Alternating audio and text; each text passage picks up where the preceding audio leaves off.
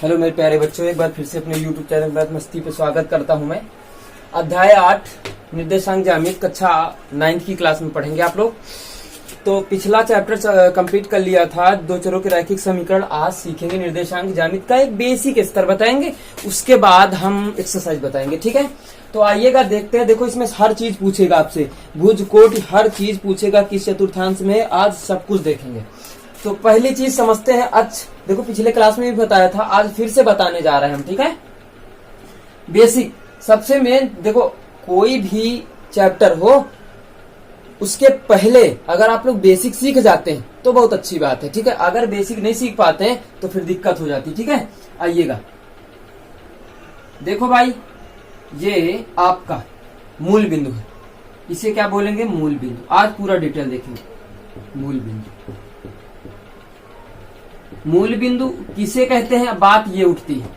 हमने बताया था अक्ष दो प्रकार के होते हैं, अक्ष दो प्रकार के होते हैं, एक यक्ष अक्ष, एक वाई अक्ष।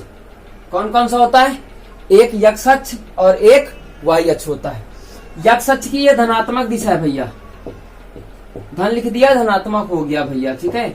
वाई अक्ष की धनात्मक दिशा है, ये आपकी यक्ष अक्ष की ऋणात्मक दिशा है, ये वाई अक्ष की ऋणात्मक दिशा है। अब मूल बिंदु की परिभाषा अगर किसी ने पूछ लिया आपसे तो क्या बताओगे, बताओगे ये कि ऐसा बिंदु जिस बिंदु, या ऐसे बोलोगे, सिंपल सी परिभाषा, दोनों अक्ष जिस बिंदु पर मिलते हैं या काटते हैं एक दूसरे को, उसे हम मूल बिंदु कहते हैं। दोनों अक्ष जिस बिंदु पर एक दूसरे को काटते हैं या मिलते हैं उसे मूल बिंदु कहते हैं, और मूल बिंदु के निर्देशांक 0,0 होते हैं। ये बताना आपको। ये आपका पहला चतुर्थांश होता है, ध्यान से समझिएगा। ये आपका दूसरा चतुर्थांश होगा, ये आपका तीसरा चतुर्थांश होगा, और ये आपका चौथा चतुर्थांश होगा। बहुत महत्वपूर्ण चीज है, आगे हाई स्कूल में भी पढ़ोगे, चैप्टर नंबर 7 में वहां पे दर्शाया गया है, ठीक है। अब आइएगा देखते हैं इसके निर्देशांक क्या होते हैं। तो भाई ये तो समझ लिया, पहला चतुर्थांश, दूसरा हो गया, तीसरा हो गया, चौथा हो गया, ठीक है। अब देखो इसके चतुर्थांश क्या क्या होते हैं। देखो इसके होते हैं प्लस कामा प्लस, ठीक है, minus comma plus, minus comma minus, plus comma minus.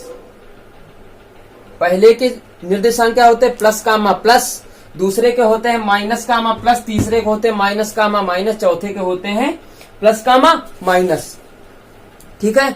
अब आइएगा देखते हैं एक चीज और।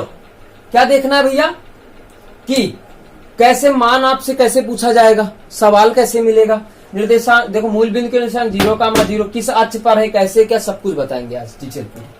जैसे लिखा 2,3 किस अक्ष पे जाता है, तो भाई 2,3 से नहीं मतलब हमें चिन्हों से। दोनों देखो प्लस में लिखा है ना, तो पहले चतुर्थांश में चला गया। अगर ऐसे लिखा हो तो पहला माइनस है, दूसरा प्लस। भाई जब कोई संख्या लिखी जाती तो माइनस में खुद ही लिखी बता देता, अगर नहीं लिखी तो प्लस मान लेते हम लोग, लिखा है प्लस में।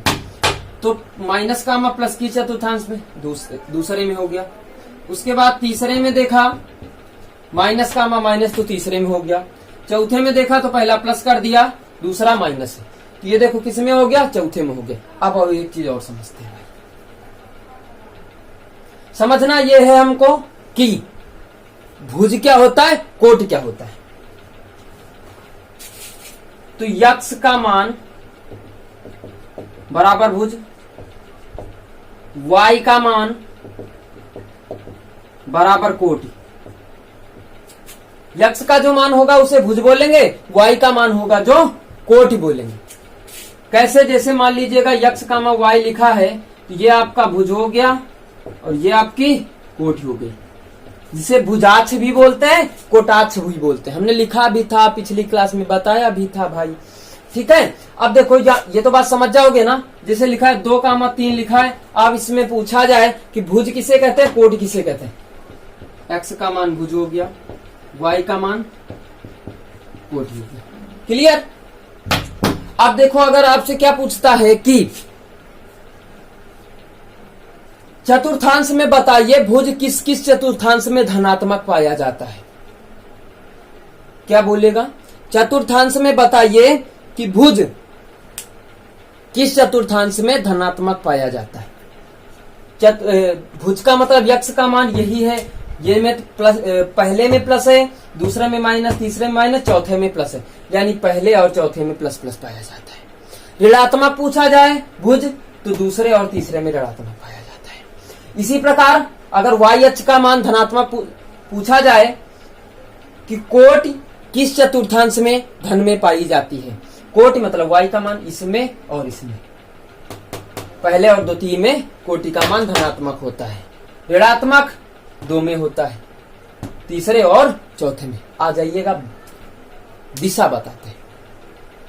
आपसे पूछा गया, जैसे लिखा गया भाई 0, -4, आपसे पूछा गया किस अक्ष पे, क्या पूछा गया, किस अक्ष पे, आपका उत्तर क्या होगा भाई, आप क्या बताओगे, y अक्ष पे।